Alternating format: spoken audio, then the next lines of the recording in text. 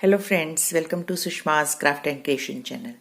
Friends, आज मैं आपको फैब्रिक क्राफ्ट में एक स्मॉल बैग बनाना सिखाऊंगी। एक छोटा सा स्क्वायर बैग बनाएंगे। ये देखें, इसके लिए मैंने ये एक स्क्रैपी क्लॉथ जो है वो बना लिया है। अगर आप क्विल्टिंग नहीं करना चाहते या आपको क्विल्टिंग मटेरियल मार्केट में नहीं मिल रहा तो आप इस तरीके से स्क्रैपी क्लॉथ भी तैयार कर सकते हैं, जो कि काफी थिक होता है और बैग्स वगैरह बनाने के लिए बड़ा हेल्पफुल होता है। तो ये वीडियो मैंने अपलोड किया हुआ है ऑलरेडी, वीडियो नंबर 302, आप उसको देख सकते हैं।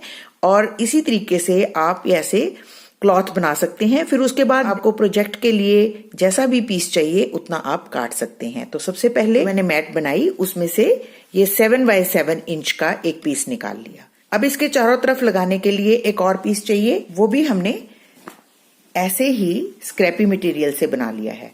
ये देखिए, ये कितना ब्यूटीफुल लुक देता है। घर में बचे खुचे कपड़ों से हमने इसको बनाया है। ये देखिए, और इसकी बैक साइड पे हमने वैसे ही पुरानी जीन का जो पीस है वो लगा रखा है। तो अब इसके चारों तरफ हमें इसको अटैच करना है। जैसा कि हम जानते हैं, ये स्क्वायर हमने 7 बाय 7 इंच का लिया है। तो अगर ये 7 बाय 7 इंच का है तो 7 4 जा 28, तो हमें 28 इंच का ये वाला पीस जो है चाहिए। इसकी जो लेंथ है ये 28 इंच होनी चाहिए, और इसकी जो विड्थ है वो मैंने 8 इंच ली है। रेडी होके वो 7.5 या 7 इंच रह जाएगी। इन दोनों को अब हम ज्वाइन करेंगे।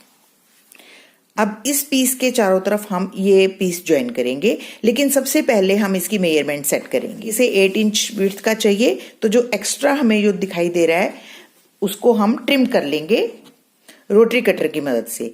मैंने पिछले वीडियो में इसका नाम रोलर कटर बताया था, क्योंकि रोलर कटर यहाँ लिखा था, लेकिन इसको रोटरी कटर बोलते हैं। ये मेरे किसी व्यूअर ने करेक्ट किया है।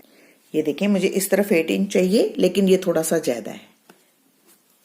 तो इस तरीके से मैं इसको 8 इंच के मेयर पे यूं निशान लगा के कट कर लूंगी, ताकि ये बिल्कुल स्ट्रेट बने, कोई फ्लॉ ना रहे। ऐसे हम इस कटर की मदद से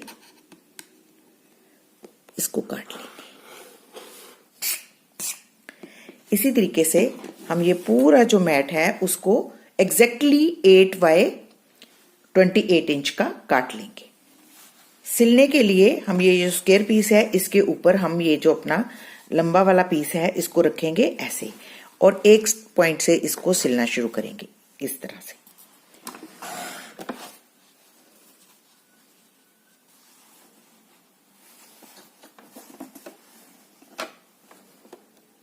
थोड़ा सा मार्जिन छोड़ के स्टिचिंग शुरू करेंगे।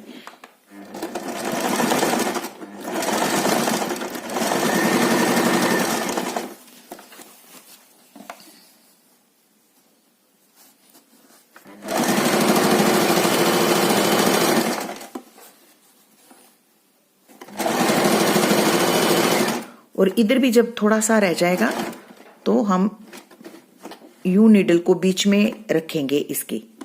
आप देख रहे हैं, ये नीडल जो है वो क्लॉथ के बीच में है, और फिर इसको ऐसे घुमाएंगे और इस कपड़े को हम अंदर की तरफ फोल्ड करेंगे ऐसे, और इस जो नीचे वाला हमारा स्क्वायर है उसके ऊपर इसको इस तरीके से रखेंगे कि ये फिर से बिना बल पड़े यहाँ पे, ये देखिए,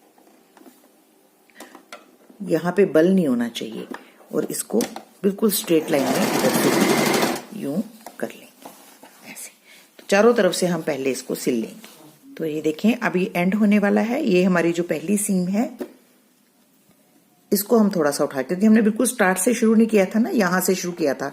तो इस पॉइंट पे हम इसको उठाएंगे और ये जो सीम इधर से आएगी इसके ऊपर टच कराएंगे, ताकि ये यहाँ पे इसके कोई बल ना पड़े।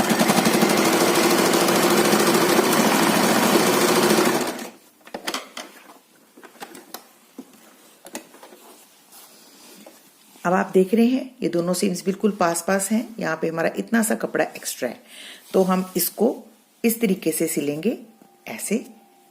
अब इस साइड से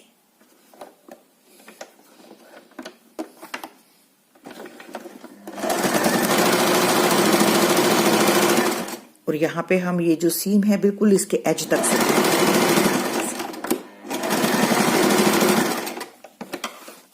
एक्स्ट्रा कपड़े को हम सीजर की मदद से ट्रिम कर लेंगे।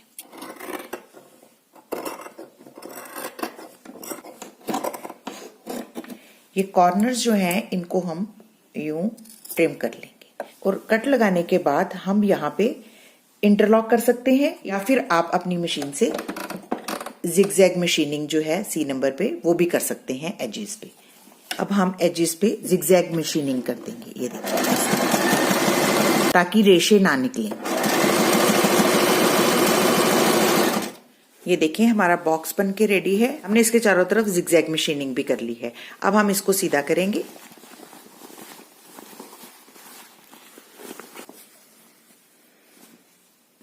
अब इस साइड हम इसको फिनिश करेंगे। इसको फिनिश करने के लिए हम 28 बाय 4 इंच की एक और क्लॉथ लेंगे जिसको हम यूं फोल्ड करेंगे ऐसे, और इसके ऊपर यूं अटैच कर देंगे। यूं पट्टी लगाने से पहले हम इसको 3-3 इंच के गैप पे निशान लगाएंगे। ये देखिए ऐसे, ये 3 इंच का गैप यहां पे हम निशान लगाया, फिर 3 इंच के गैप पे निशान लगाया। इसी तरीके से हम इसके चारों तरफ 3-3 इंच के गैप पे निशान लगाते जाएंगे और इन निशान के ऊपर हम ये जो छोटे छोटे लूप्स बनाई हैं ये लगाएंगे। को बनाने के लिए मैंने 1.25 इंच के करीब ये कपड़ा लिया है, एक लंबा कपड़ा लिया और इसको मैं ऐसे फोल्ड करती हूँ, ऐसे, एक बार इधर से एक बार इधर से, सेंटर में ऐसे दोनों पट्टियों को मिलाकर, और फिर इसको दोबारा से ऐसे फोल्ड करके इसकी एक साइड पे सीम लगाती हूँ। और जब ये पूरी सीम लग जाएगी तो इसकी दूसरी साइड पे भी हम यूं ही सीम लगाएंगे, तो ये ऐसे पट्टी बन जाएगी। ये ऐसे पट्टियां जो हैं इनको मैं ये जो जब हम इसको स्टिचिंग करूंगी तो इसके ऊपर रखती जाऊंगी ऐसे। आप चाहें तो इसको ऑल पिन की मदद से पहले पिन अप कर लें। तो ये देखें, ये जो मेरी 1.25 इंच लंबी पट्टी है इसको मैं यूं फोल्ड करती हूँ और 3 इंच के जो मैंने निशान लगाए हैं उस पर यूं रखूंगी और ऐसे इसको पिन अप कर लूंगी। तो यूं चारों तरफ मैंने ये लूप्स जो हैं वो रख ली हैं। अब ये जो मैंने क्लॉथ काट के रखा है इसको मैं इसके ऊपर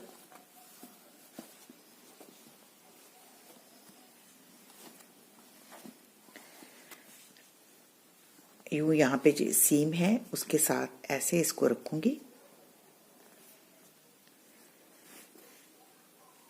और यहाँ पे एक पैर की मशीन जो है वो चला दूंगी।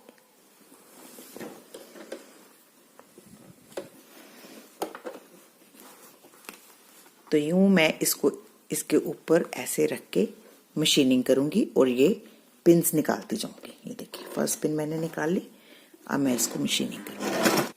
मशीनिंग भी जो है वो मैं बिल्कुल एज से नहीं, थोड़ा सा स्पेस छोड़ के फिर करूंगी इसको दोबारा से, क्योंकि ये यहाँ पे लूप है तो ये डबल कर लूंगी।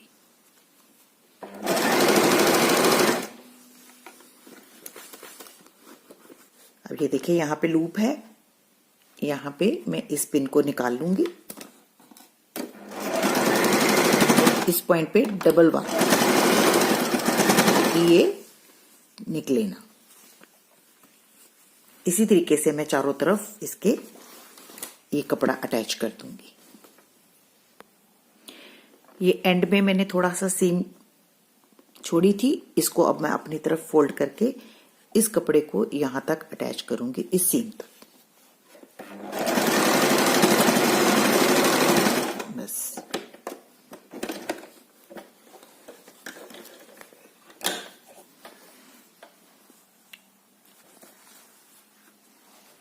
अब ये जो एक्स्ट्रा क्लॉथ है इसको हम यूं सीम लगा के ट्रिम कर लेंगे।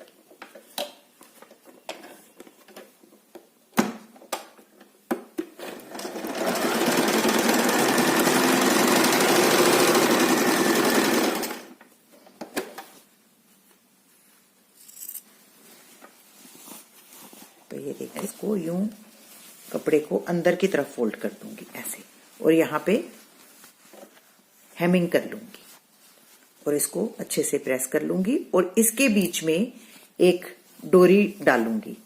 डोरी भी मैं आपको बनाना सिखाऊंगी, ये देखें, और फिर उसको इसमें पिरोना भी। ये डोरी के लिए मैंने क्लॉथ सिलेक्ट किया है और इसको मैं 1 इंच विड्थ और 28 इंच लेंथ ऐसे इसको मैंने काट लिया। 2 पट्टियां काट ली क्योंकि मुझे 2 डोरियां चाहिए, और इसको बनाने के लिए हम इसको यूं फोल्ड करेंगे और यहां पे मशीनिंग कर लेंगे।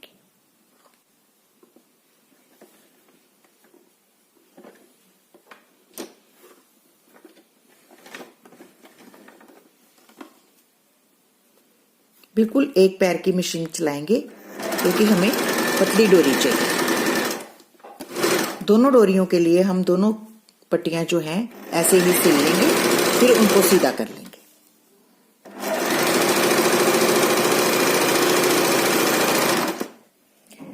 अब इस डोरी को सीधा करने के लिए मैंने एक डील में ये मोटा सा धागा डाल लिया है, ये देखें, डबल करके धागे को डाला है ताकि जब मैं खींचूं तो ये टूटे ना। तो इस पॉइंट पे मैं इसको यूं अच्छे से टांक लूंगी ऐसे। अब इस नीडल को ये जो होल है इसके बीच में से पास कर दूंगी और इस तरफ से नीडल को यूं निकाल लेंगे। इस थ्रेड को आहिस्ता से खींचेंगे ताकि ये गांठ अंदर की तरफ चली जाए। ये देखिए अंदर चली गई। इसको हम आहिस्ता आहिस्ता से पीछे करते हैं तो ये आगे ऐसे सीधी होती जाती है ऐसे। ये देखिए इस तरफ से ये बाहर आनी शुरू होगी, इस तरफ से हम इसको आहिस्ता आहिस्ता से पीछे करेंगे और ये सारी ही बाहर आ जाएगी। तो यूं ये सारी डोरी जो है वो सीधी हो जाएगी। ये देखिए। तो देखें अब मैंने इस कपड़े को अच्छे से अंदर की तरफ फोल्ड कर लिया है और अब इस पॉइंट पे मैं हेमिंग कर लूंगी। ये देखिए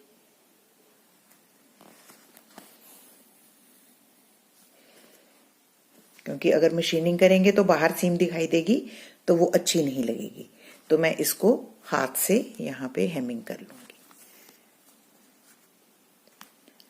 आपको हेमिंग अच्छे से करनी आती है। नीचे का कपड़ा लेते हैं और ऊपर वाला लेते हैं,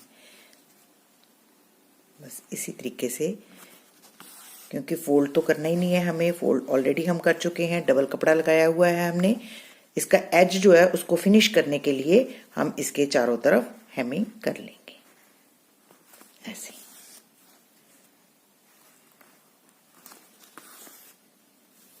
तो इधर से भी ये दिखाई नहीं देगी।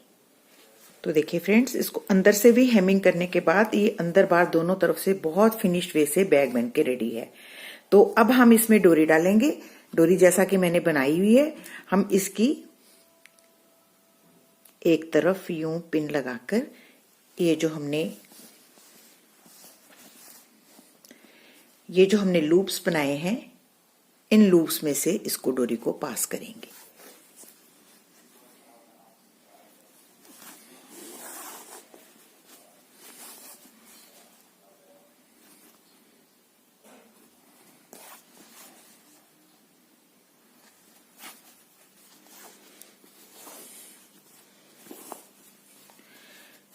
तो ये देखिए हमने एक तरफ डोरी डाल ली है, अब इस तरफ से भी डालेंगे, दूसरी तरफ भी इसी तरीके से इस पिन में से इसको निकालेंगे।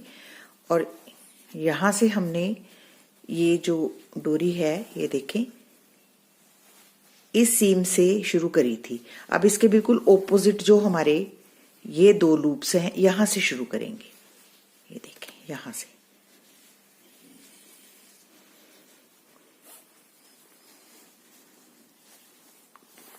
यूं भी इसको भी चारों तरफ घुमाएंगे और दूसरी तरफ से निकालेंगे।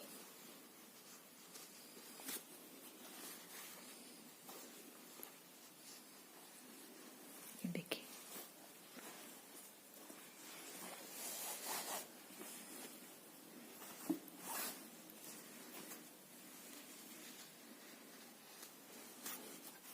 जैसे हम बैग्स में डालते हैं दोनों तरफ से डोरी, उसी तरीके से हम दोनों तरफ से डोरी डालेंगे। ये देखिए, यहां से शुरू की थी, इस पॉइंट से हमने इसको निकाल दिया।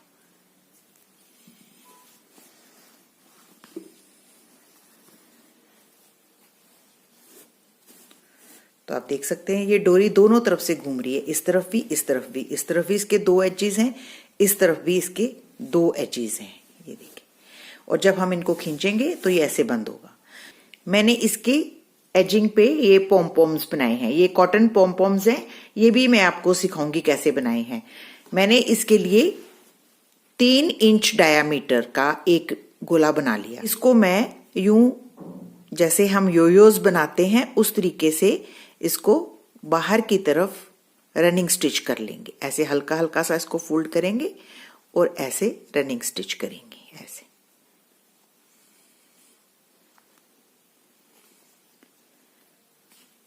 इस राउंड के चारों तरफ हम रनिंग स्टिच कर लेंगे। ऐसे जब ये इस तरीके से रेडी हो जाएगा तो हम इसके बीच में थोड़ा सा पॉली कॉटन डालेंगे। ये सिंथेटिक कॉटन है, ये काफी फ्लफी रहता है। ऐसे, और इसको अच्छे से खींचेंगे। पूरी तरह खींचने से पहले हम ये जो डोरी बनाई है इसको इसके बीच में इंसर्ट करेंगे ऐसे, और ये जो नीडल है इसमें से पास करते हुए दूसरी तरफ निकाल लेंगे ताकि ये इसके अंदर फिक्स हो जाए। अब इसको अच्छे से इसके अंदर इंसर्ट करके 2-3 स्टिचेस लगाएंगे। अब दूसरी तरफ से भी लगाएंगे।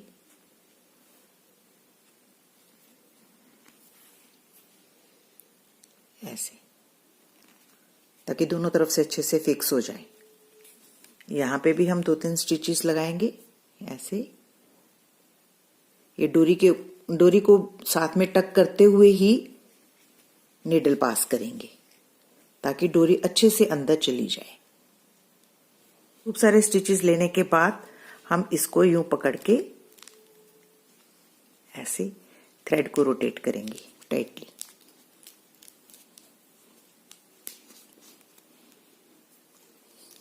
तो ये हमारा ब्यूटीफुल सा फैब्रिक पॉम-पॉम बन गया।